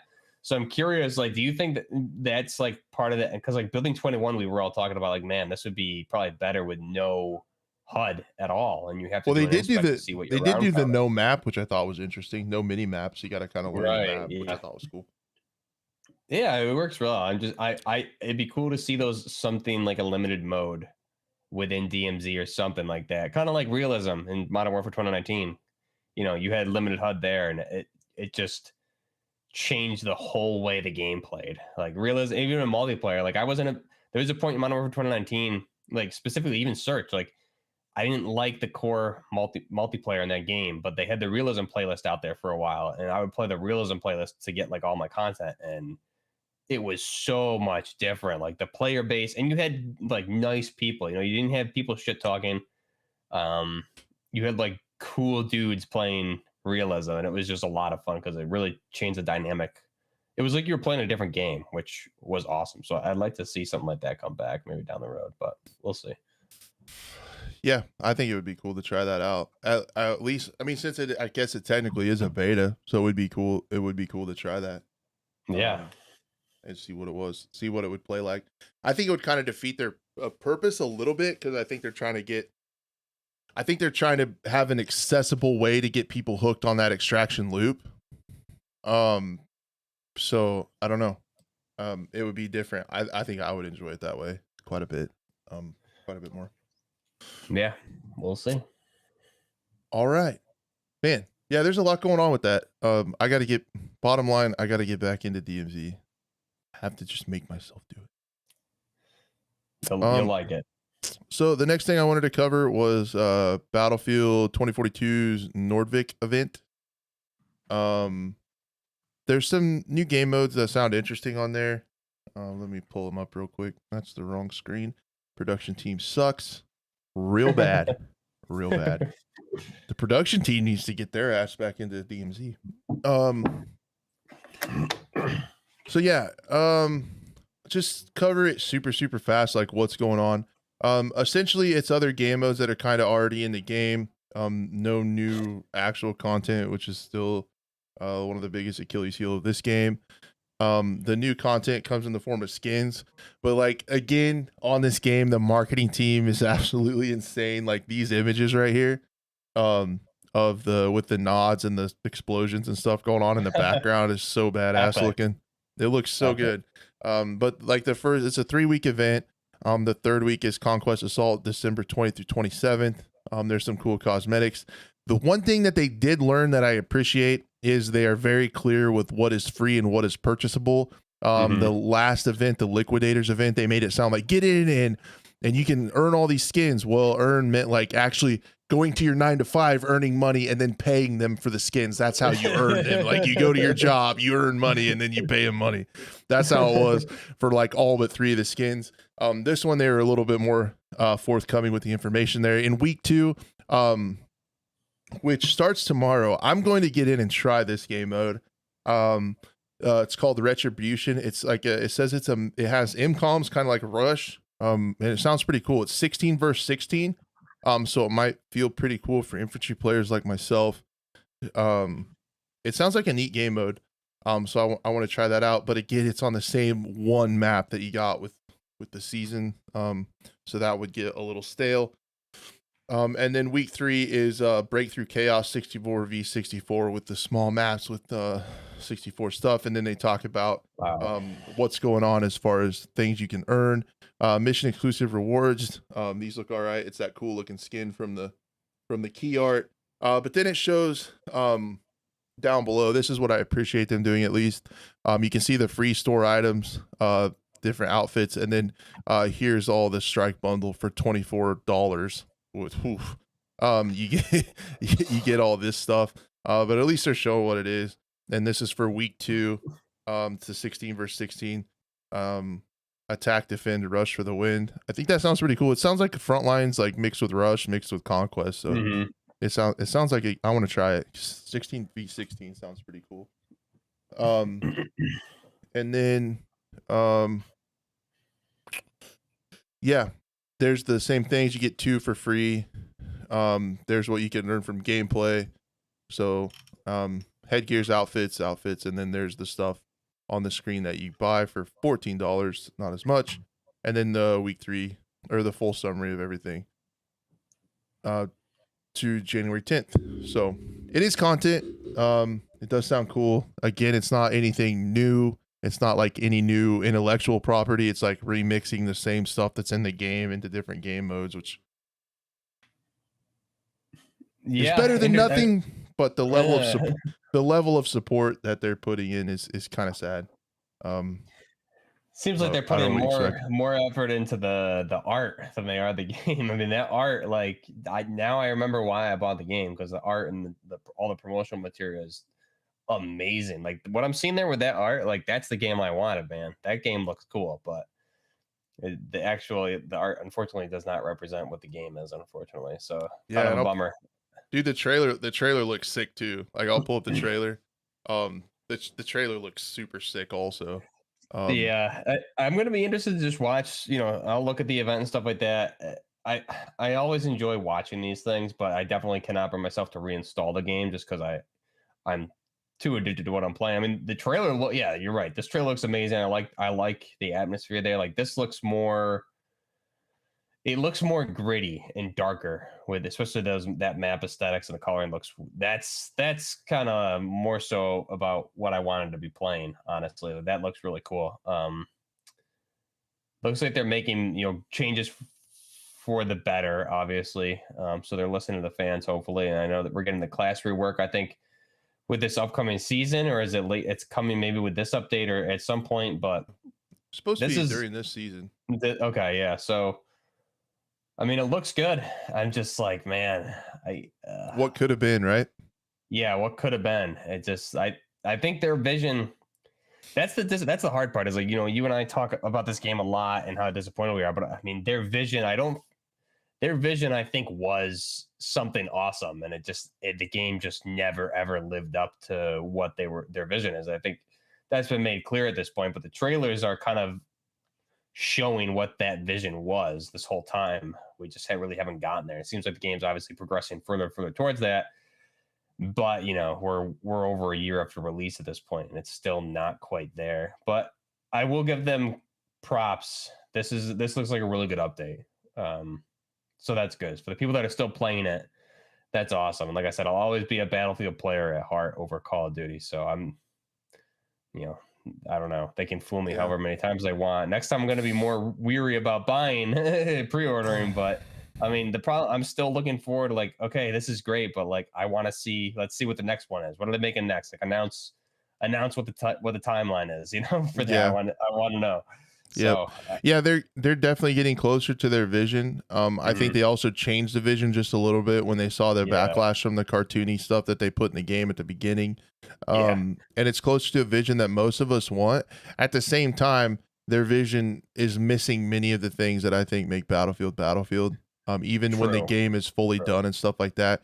But it is good to see that they're getting the opportunity. The developers are at least getting the opportunity to push it through and finish, get it closer to their original vision. They're getting that time, I guess, even though sadly it is after many of us paid full price for the game. The other thing is I really, and don't get it twisted. I know I have an incredibly tiny presence on the internet and I have a tiny shitty YouTube channel, but it's just more of a principle thing. I don't want to support a game that treats the community like this because I don't want it to happen again. And I know it really doesn't make a shit if I make videos on it or not. It just doesn't feel right to me. Just who I am as a person to support a game that treated the community like this, that seems like intentionally deceived us with trailers that did not match the game at all. Took a lot of core mechanics that were important to a lot of people seemingly for no reason, and then had yet another launch that was so buggy. They've done it so many times that even the EA CEO said, well, they're pretty good at fixing this bullshit. Like they've done it before. They've released broken stuff before and they're pretty good at turning it around. It's like that just stop. Like it's not okay to keep doing that to your community. And then the biggest cherry on top to me is the absolute laughable amount of content in this game from what we used to get. You did a game. Terrible. You said that you stopped Battlefield 5 early so you could get more done with this game, and it has the least amount of content ever. You said there's not going to be a single player because you want to spend more time on the multiplayer and have more content, and we have the least amount ever. You said Portal at launch was just the beginning. You've added 0 maps to it. Like it's not okay to treat the community this way, in my opinion. And that's why I haven't been making a lot of videos. That's why I haven't been playing it. And that's why I haven't been supporting it. I know it doesn't, like in the grand scheme of things, what Crash does has 0 effect on the outcome of the Battlefield franchise. It's just for me to sleep at night. I could probably get more views playing Battlefield based on how I built my channel and tell people, oh, it's getting better. It's getting better. It's playing pretty good. It's getting close to their vision. It's playing like a real shooter now. But I don't want it to keep happening. I don't like it has to be, as a community, the Battlefield community has to expect more. We cannot get gaslit into thinking this is okay. And that's where it comes, like, I mean, you said that perfectly. You summed it all up, and that's where it's like voting with your wallet. And that's what I think is, it's a lot of BS because in my mind, it was definitely false advertising. This is not the game at launch specifically was not at all what they said it was going to be. It wasn't what they advertised. It was, I don't know what the hell we got at launch, and I don't know what the game still is. Now, are they doing good things? Sure. I think this game will be remembered. What people are going to think about this game depends mostly. It's probably always going to be negative, but it mostly depends on what the next Battlefield is, and if it's good, and if it's what the fans want, and if it is actually a good Battlefield game. We'll look back at this and say, okay, these later seasons of this game, you could see what they were doing, and that was kind of like the testing ground to get the engine code where they wanted to be and build that framework to start, the new Battlefield, which we love. They did it. They came, but I mean, you're 100% right. And as you're saying all these things, I'm thinking back to what are the good experiences I had with this game. There's 2 good experiences that I had was day one playing Portal with Hyper, flying the helicopters in the Battlefield 3 Portal, just like we used to do in 2011. And that was the most fun I had with this game, period.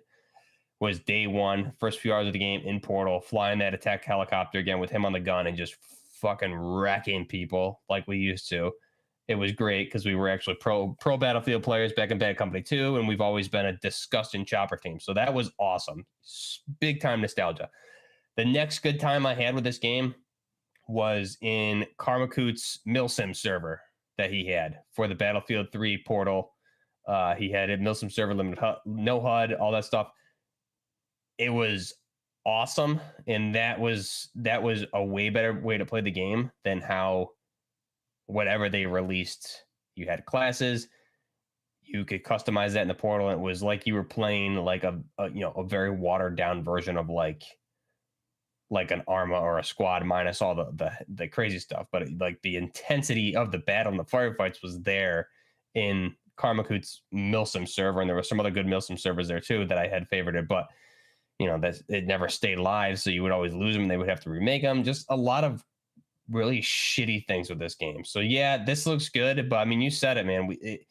This is not okay. And a lot of the people, I've always loved Level Cap, and I still love watching his videos no matter what. But I mean, a lot of the longtime Battlefield players like Level Cap, who isn't. I mean, he doesn't get. He must genuinely like this game, and that's cool. But it's hard for me to see somebody. He started playing, I think, in Battlefield 3, or maybe it was Bad Company 2. So he's been playing a decent amount of time for a Battlefield player, I feel. But anybody that played Battlefield 3 can't look at this game and be like, and think this is okay. So I can see if you don't have anything else to play, that this is like, and this is your content, your main thing for content, like this, that, good. But no way is this, you put this side by side with Battlefield 3. There's a reason Battlefield 3 Portal was what a lot of people were playing, because, I mean, the core game was just bad. So I don't know. Nothing else you can really say. You said it perfectly. So I hope they get their shit together over there in Sweden and figure out what the hell kind of game they're making. Yeah. Otherwise, they can collab with whoever for Fortnite 2, and I'll be there for that because I love Fortnite. So. That's where you're at. Yeah. Yeah, and I hope we'll see. I really hope that they aren't making a single player game and then going to release another multiplayer game with just as little content, so they can charge AAA prices twice for something that should have been. It's going to get the Medal of Honor treatment. It's going to get the Medal of Honor treatment then, and bye Battlefield if they mess this up again. I'm really concerned about that. So, and that's like the other thing is like, what is this Marcus Leto studio? That's what we heard is like single player, like you were just mentioning. Are we going to get like a solo single player title? Because I don't want that. That's what it's supposed to be. Yeah. What the hell happened to like putting single player in your game with multiplayer? I mean, well, they can't charge twice for it. Yeah, but that's what I'm worried about. It better be a big deal. Yeah, and it's hard because historically Battlefield single players are always terrible, but Bad Company 1 and 2 were like comedy, and it was actually it was a nice change of pace, and I think those were actually probably the first single players. But Battlefield 3 had the best single player of any Battlefield, in my opinion, and Battlefield 4 completely sucked, and whatever else they've done after that has gotten away for war stories, and here they didn't do anything, and the multiplayer suffered. So it seems like, I mean, I don't know what they did in Battlefield. They need to spend the money and get the crew back who made Battlefield 3, because we need that damn game. We need those people who knew what they were doing to make that game again, because we need a good Battlefield. It's ridiculous. Look at the monster Call of Duty is right now. Battlefield used to be, right there. When you said Call of Duty, you also thought Battlefield. Those two could go in the same sentence together. And now, like, if someone mentions Battlefield, what do you think of? It's just like a laughing stock. So yeah, and there's still it's still been confirmed by Drunk Z, the lead gameplay designer, that there is still a recoil and mouse input issue, and we're after later than a year. It's like that's good. That's just stuff that the community cannot get gaslit into thinking is okay and expecting being treated like that in the future. I just hope it doesn't happen. I have no part in it, but that's what I hope. It's weird because I thought I must have been. I'm sorry, Crash. I must be mistaken. I thought we were talking about Battlefield, the game that came out on PC back in 2001, 2002, 2003. So you're talking about a new game that just released last year Yeah, that yeah. they haven't figured out the PC stuff yet. It's Yeah, their first first. PC game, is what you're saying. Yeah, so give him a break. Give him a break. Yeah, you're being, you have brutal expectations, Crash. Yeah, I do. You're a frame slut, and you need to dial back those expectations because they're too brutal. I am an asshole. So You that's can't good. expect people to make PC games and have good mouse input. Like, what the hell's wrong with you? Yeah, I got a problem. I'm sorry. That's on me. That's on me. That's on me. I'll get it together. God, frame slut. Jeez, I am so demanding. It's almost disgusting. Are you ready for everyone's favorite part of the program? Oh God, I thought you'd never ask. Yeah. Yeah, it's time for quick shots, ladies and gentlemen. This is the part of the show where we go over shots that are quick. We go over stories that are fast and small, and you would have never guessed it if I hadn't told you. Okay, the first thing that I wanted to talk about was Dr. Disrespect Studio, the Midnight Society, has done Snapshot 4. Again, this is the game we're keeping our eye on, not only because we're scared of the NFTs, but also because it's being developed in a very interesting way, where they're giving snapshots out to supporters right off the bat and taking a lot of feedback. Their feedback surveys are very important. At the beginning of every dead drop, they talk about what was learned from the previous ones. They talk about everything that's been that feedback and how they addressed it and made changes. For instance, in this one, some folks talked about movement, and they updated the movement in this one based on feedback. So you can actually see the player feedback versus the new snapshots and what they're working on in them. So it's pretty cool. In this one, they changed controls, how you can drag and drop loot items. They changed movement. They added ledge hang. They added shimmy. Ooh. There you go. You can don't rush a door when you can shimmy to a window and mantle it, shimmy across the ledge until you're behind cover to avoid sniper fire. So what they're doing is, like, on small ledges and stuff, since this is a vertical extraction shooter, you can kind of shimmy around ledges and stuff like that, which is a new mechanic that's pretty cool. Hand over hand, you can slowly go up zip lines and climb it with your hands. They added the sniper rifle this time, and they went into a really long talk about, I watched some of it, about how they really wanted to, because Doc's always been the best sniper on the planet, right? The 2-time. So they put a lot of time and effort into the sniper rifle. They modeled it after a real one. I can't remember what it was. And then they kind of futurized it, and then they added swappable attachments this time, new optics. They changed magazines. They added laser sights and barrels and stocks that you can change. They added an armory, which is really cool. So in your stash, it is going to be like a looter extraction shooter vertical. They have an armory where your guns sit, and then they have like a stash where your other items sit. They added a backpack system, so a lot they added to this snapshot. Instigator system and stats, don't know what that is. ADS sensitivity slider, they didn't have that. That was a big request from the first playtest, and they added it here, so they talked about that. They added proximity chat and in-game feedback button, and then there's a whole bunch of patch notes. But that's like the big stuff they added. So this is the first like AAA game that's being developed, in the wide open with like blatant feedback. So it's pretty cool. It's really good, yeah. Minus the NFTs. Transparency, yeah. Minus the NFTs. We'll see. The transparency is good, and I think that's something we talked about with Big Fry is like the transparency, and Road to Vostok, the transparency and the communication. So, there's a lot less like hate when you're clear about. I mean, look at Road to Vostok. He was very clear about everything he's doing and very transparent, and everyone's expectations are what he's saying. And I feel like everyone's expectations, like he goes far beyond them just because he's setting realistic expectations, but he's also doing an exceptionally great job with that game. So I think this type of feedback and transparency that we're seeing is really good in the gaming space. So Midnight Society, a couple of other ones going on here too, in this indie realm that are doing a really good job of that. Agreed. So that's cool, and we're definitely keeping an eye on that. Now it's time for the next quick shot. This is something that popped up on my radar and then I forgot about and then I remembered again. And I'm gonna be really terrible at talking about this because I don't know a lot about it, but I do remember it being revealed. They've actually said they're adding a lot more people to Blizzard's survival game. It's currently led by the Far Cry 5 developer who was in charge of Far Cry 5, and they doubled his dev team in size. He was a producer of Far Cry 5, 4, and 3. And they reported that he's hired a bunch more folks to be on that team.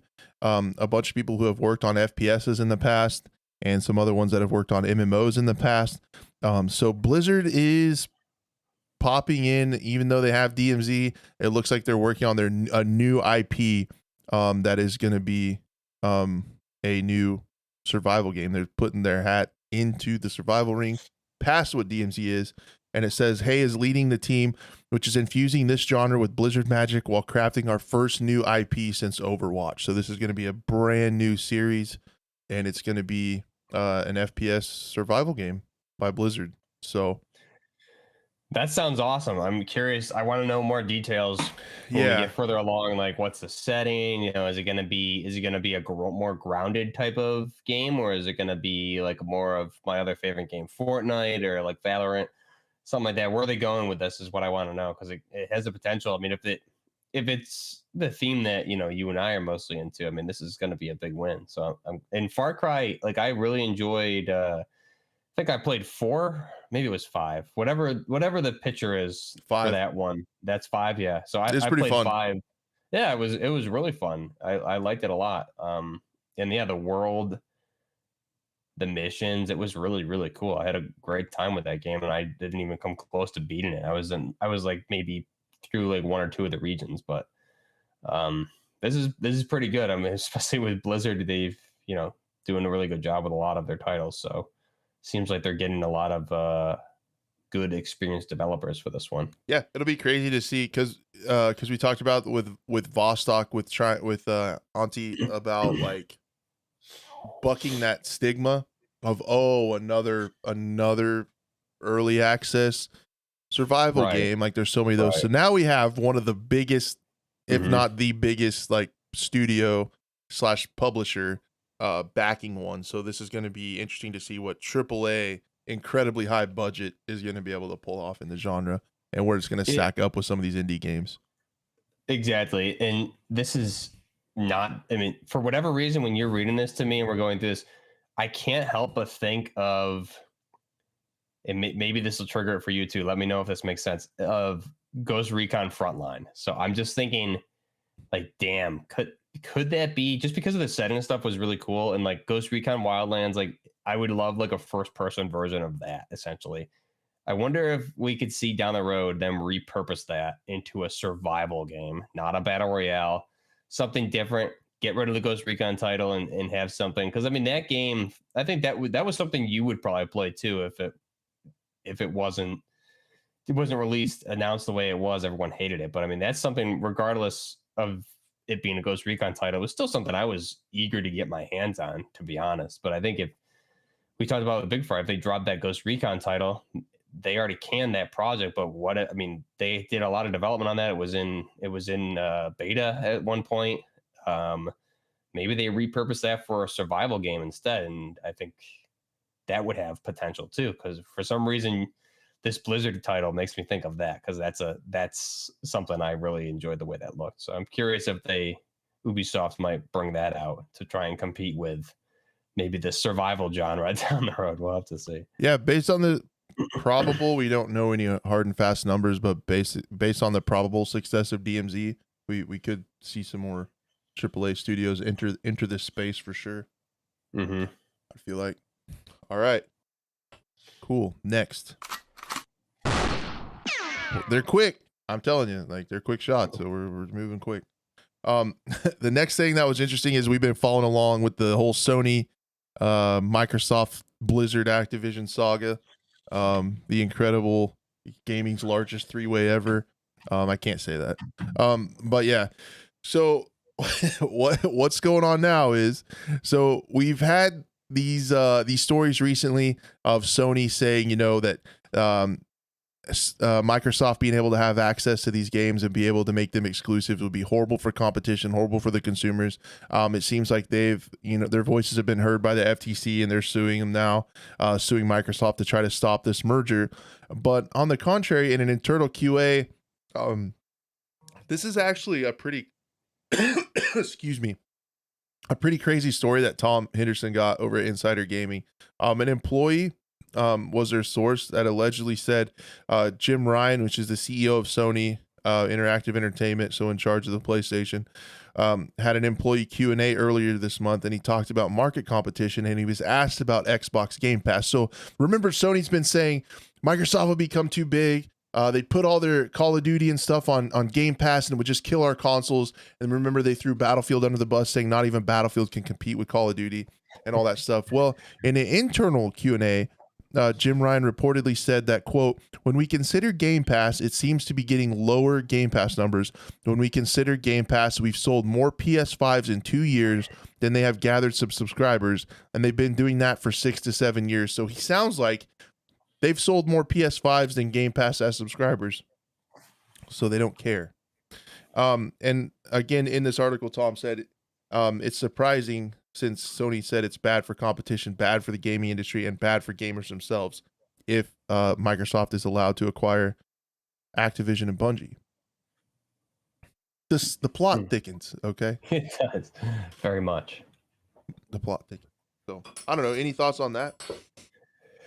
I not really. I mean, it's we'll have to see. I think Microsoft is doing a lot of things very well right now, and the fact that I don't know, Sony, I think they need to step it up at this point with PlayStation. I mean, I've been this is one thing with all the controversy with like the Call of Duty going to be exclusive, this and that we've been going over. And PlayStation's just been having a lot of bugs, although that I finally figured out that laggy audio and stuttering stuff, and it was because of the Bluetooth connection was being interfered, even though I'm right next to the PlayStation. So I had to like do a bunch of things to turn the Bluetooth off and have it connected to the cable at all times. And something so simple caused so many problems and was never an obvious answer. So like that's obviously separate from this, but I think we're seeing a lot in the news lately. Like Sony needs to kind of, instead of trying to block acquisitions and things like that, maybe they should invest in some of their core titles that they used to have. I think we talked about it with Big Fry, like Killzone, some of these IPs that they haven't really done anything with in a long time. There's a lot of opportunities there. They just haven't really been taking them. So who knows? Time will tell, I guess. Yep. Agreed. But no, I just thought that was interesting. And I could see something like this potentially coming up in court, where, and the court's going to be crazy when we have, old rich people arguing about video games. It's going to be incredibly entertaining. I hope it's public. Oh, yeah. It might not be though. It's going to be interesting to read some of the quotes that come out of the courtroom though. But I can see this coming up if this is true. If this can be corroborated and proven that, Jim Ryan said, we're not worried about Game Pass. So then why are you saying over here you're worried about Game Pass?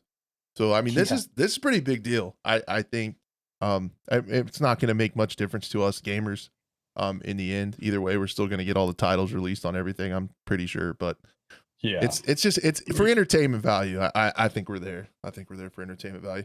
Is our next story. Professional segue. We're getting better every week. Don't even worry about it. The next thing I wanted to talk about is Rainbow Six Siege. Also, by the way, just a quick side note on Rainbow Six Siege while I try to find where my cursor is on my screen. If you log in within the next few days, by like January, I can't remember the date, early January. If you log in the next few days, you get a legendary alpha pack that if you don't have all the operators, you'll get an actual operator for free. And if you do have all the operators, you get a legendary or higher item. So log in if you haven't, if you own the game, if you play it once in a while, and don't forget to grab the free content. But something that was crazy that kind of happened over the holiday break, that is just, dude, hackers, man. I don't know what to tell you. Unbelievable. they started sending images over the ban chat. So if you guys aren't familiar with Rainbow Six Siege, a lot of times on by default on the right side of your screen, just below like the kill feed and the round timer and stuff is a ban feed. It shows you the bans. So you can see when BattleEye goes on a rampage and they update it and knocks out a bunch of hackers, you'll see the gamer tag was banned, this person was banned, this person's banned, this person, it pops up on your screen, and it's kind of a way to show the players that, hey, we're banning people. Well, somebody figured out a hack and a way to get into that and send images over the ban chat. And then, of course, people started sending not safe for work images, probably sending dick pics to people. That's what I heard, allegedly from people playing on Twitter, that they are actually sending that. The first thing I saw that was kind of good fun is a chicken. They kept sending a chicken. Let me see if I can pull this up on the screen so you guys can see it. In Rainbow Six, but yeah, they're pulling up a dang chicken. Yeah, it couldn't possibly be my internet out in the middle of nowhere. Yeah, so anyway, I'll pull it up, but it's just crazy. Something like this did happen in New World, in the game chat. People were saying that, I remember that in New World, and it was actually kind of sketchy. They could actually change stuff and code in the game with the text chat in New World. So it was like a huge exploit in the game. Jeez. But yeah, you can see it here. Yeah, so put that chicken on his screen so he couldn't see in the gunfight. Images. Oh my God. Yeah, he popped up the image on the screen. So yeah, it's crazy what they were able to do. So to get around it, if you are a Rainbow Six Siege player, you can turn that off. Turn that ban wave feed off. It's in the settings, in the UI settings, and you can actually just turn it off, so you won't see it. But yeah, no, yeah, yeah. There was in New World you could actually change game code. It was incredible. It was incredibly sketchy. They had to like immediately take the game offline and patch it. Yeah, but, a little bit of an injection problem. There's the chicken again, but for a while it was just them sending pictures of the chicken, which was kind of good fun. Well, then they sent a male chicken. If you catch my drift, Then they picked images of pro player Rampy and stuff, and they kept doing it in the kill feed. So I assume since that goes on everybody's screen, would that not? I don't know. Would that not send it to everybody in the game? That's what I was gonna ask. Like, is everybody who has that on must be seeing this, right? Yeah, I don't know, but people are figuring out how to send images through the ban prompt or ban feed or whatever. So that's good. Yep, good, clean fun. So if you are gonna play Siege, for now until they put out official word that they fixed it, which I had not seen yet, you might go ahead and shut off the ban feed before you get it. I think that's all I had. Yeah. Anybody have anything in chat they want to talk about? Chat Q&A. Any questions you have or thoughts or discussion topics, let me know. I want to see the chicken one more time. But other than that, thank you everyone for being here. I really appreciate it. Thanks for being with us during potentially your holiday break. I enjoy making this show quite a lot. Yeah, it's definitely good.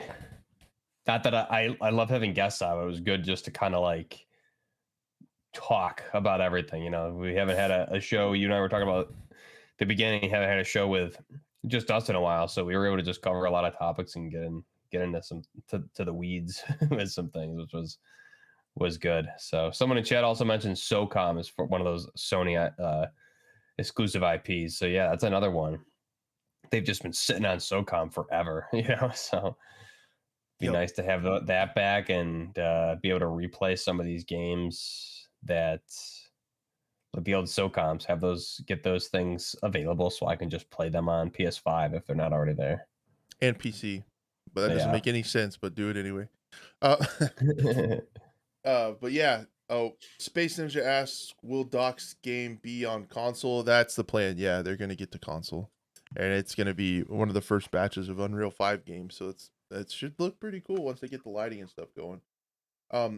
Seth, I thought that I was gonna talk to Buff about that. I thought about that. next week. We might do that for next week's episode. Have an end of year wrap up, highlights of the show, highlights of the games we covered, and things that we're looking forward to next year. That might be That'd be cool. a cool wrap up show. So we might do that next week. So I have some cool stuff that I'm looking forward to next year that we could talk about, and then kind of look back on some of the episodes this week. I don't know if I can pay the production team enough to go through and pull up a bunch of highlights and stuff. I don't know if they're up for that. Maybe we can just talk. Maybe we just talk about it instead. We might do that because our budget's pretty low on the show. But yeah, I am interested if wherever you guys want to leave feedback, comments or Discord or whatever. I'm interested to see what you guys think of guests. I love having them because I learn so much, and I hope you guys do too. But finding that right amount of mix versus, you know, Buff and I just shooting the shit, what people kind of like. I would love to have kind of do more segments where we kind of combine it, and I don't know how I would work that. It would be really cool to have just some like kind of resident experts, like some other like smaller YouTubers that have news channels for like Valorant, maybe come on and do like a quick few minutes on what's going on with Valorant, and have them pop off and just get some experts and some guests that come on regularly and can just do segments. Would be really cool, and bring in some new information for you guys and stuff we can react to and talk about. I would love to have that. Maybe somebody pop in and talk about Tarkov, and somebody talk, you know, about different, just find some smaller news YouTubers that are working on building up their stuff too, like we are, and work together and have some segments and some experts come in and talk to you guys. So I don't know. That's something I've been thinking about. Definitely was thinking about the wrap up show though already. That would be pretty fun. Yeah, that'd be cool. We will probably be doing that next week, I would think. Love it. I'm down. If Buff's okay with it. Oh, leg day showdown between me and Buff. We're gonna have a squad off. I lose that all day, dude. I don't know. It depends. That might be the lift where my lower back is just like, you know what, I'm out, and you'd win. My back just outlasts you. Yeah. I always said it's like it's not like my leg strength that limit my squats. It's like my back maximum for the day. Like what can my lower back handle? And knees. Because I feel like your legs can push like literally anything you put on them. I feel like it's just like the rest of my body is like, whoa, what are we doing here? Yeah, leg press I can do really well, and like anything else but squat. Like squats, like you get up to 315, and like that's kind of where I tap out. Just my body's not made to squat. It starts to be like where the juice isn't worth the squeeze. Like the stress it puts on the rest of your body and the risk of injury is not worth the benefits that you get. It's like a diminishing returns, in my opinion. Yeah, I don't like to do weight in the gym where I start having to wrap shit, like where I start having to wrap my knees and wear extra belts, and like I don't like going that far, except for like I do always have to wear like elbow sleeves and stuff, but that's for anything. Like if I lift 80 weight, my elbows will hurt. So yeah, my legs are not very strong, but leg press, that stuff, good. Just my like body mechanics don't like me squatting. So I want to come up to your gym and sit on the leg press and have you like press me up and down, and I'll ride on it. There you go. I would do it. I'm good at providing weight. I can. My dad always said I made a really good door stop, like when I hold the door for people in high wind, because it's not going anywhere. Yeah, there you go. Door staying put. Thanks, Dad. Yeah, I think that's a program. You're gonna be streaming tonight, or are you gonna watch Jack Ryan? I'm gonna go watch some Jack Ryan, but if I do, it'll probably be on Twitch later on, but we'll see. Might just have a chill night. DMZ stream. Probably not tonight, but sometime this week. We'll get me and Ham and Hydro maybe do a DMZ stream, a trio. Yeah, dude. Or Buff can get me talked into it. Maybe I gotta see you guys on Building 21 when it comes out again this week. I want to see. That's I need to get some keys. Just Yeah. not knowing where the fuck you're going. It's so confusing when you first get in there because it's like you're so immersive and you're just on edge because it's just crazy filled with shadow company. You don't know where the players are and you don't know where anything is. It's an experience, man. Which is like the first time me and Ham went to labs in Tarkov. We had no fucking clue where we're going. We couldn't find the extract in the elevator, and we went MIA and died with all the badass loot we had because we killed a bunch of raiders and PMCs, and we couldn't get out because we couldn't figure out how the hell to get out of the damn thing. So yeah, it'd be pretty similar. I feel like we had the same experience in Building 21, so it's the same thing. Yeah, I feel like it'd be pretty close. But I'm itching to play to sweat it out to some S&D and piss off some edgelords and get some toxic shit talking going. There you go. I love it. So I'm kind of excited about it. So yeah, I guess I could technically plug my stream if anybody wants to watch toxic S&D. I'll be live tonight on twitch.tv/crash8. So we'll be live pretty soon over there. If anybody wants to hang out, it'll be pretty funny. And I'm off all week, so there's gonna be whiskey, and that's what's up. Even better. God, yeah, that's where I'm at too, man. No work, no responsibilities. It's great. But yeah, sounds good, Space. If we have room, I need to do it. I need to try it. So yeah. Anyway, guys, thank you so much for an awesome show. I appreciate all the support. I appreciate everyone hanging out, being with us. I hope you guys have an awesome new year, because I think this is the last stream of the year. You gotta say something like that, right? This is yeah. this is the last episode of the year. See you guys next year. Yep. Yeah. All right. Yeah, I guess we'll do that then. Yeah, we'll see you guys next year. Bye.